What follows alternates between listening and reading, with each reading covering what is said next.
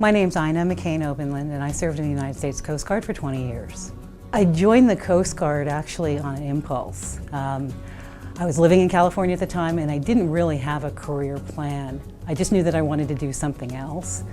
And I happened one day to be in town. I bumped into a friend that I hadn't seen from high school in a long time.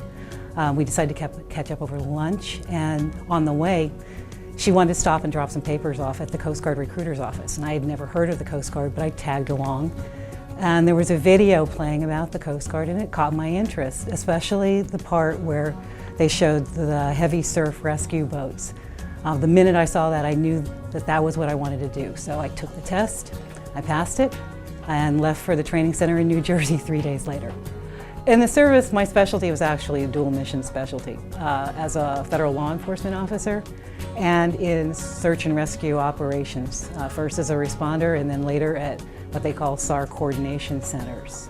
My favorite assignments were the coastal rescue stations. That was kind of crazy, but it was exciting and challenging, and that was definitely the thing that I loved the most about my job. I was lucky enough to get actually 2 assignments at a rescue station, coastal rescue station during my career. One of them was the 3rd busiest station in the service at the time. So we were involved in drug seizures and all types of rescue cases that threw all kinds of things at you. The search and rescue crew motto was, you have to go out, you don't have to come back. And unfortunately, there are some cases where colleagues were lost. My last assignment before I retired was in St. Louis, and I actually hadn't finished unpacking my bags before I was paged out to respond to the explosion on the Alton fireworks barge on the 4th of July show. So that was a memorable start to St. Louis. I have found similarities working in emergency management that compare to the Coast Guard. The hours can be irregular, the environment can be stressful, situations can change very quickly, and you can find yourself required to make decisions very rapidly that can affect a lot of people.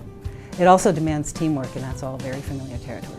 I was actually drawn to St. Charles County for the opportunities and the jobs that it offered, where I might be able to use the skills and the experience that I had gained in the military. I also like that it's a very friendly and relaxed environment. There's a lot to do. There are conveniences that are close by, and it's a reasonable standard of living. And I like the people that I work with. Here they care about their jobs, they care about the communities, and we enjoy working with each other. I'm currently a member of St. Charles County's Veterans Best Practices Working Group. The Best Practices Group's objective is to enhance the employment and the retention of veterans working for St. Charles County government. County government offers an opportunity for veterans to continue to serve the public. Government can use the skills that veterans would bring to their jobs, and that's mutually beneficial, and that also benefits the residents of the county as well.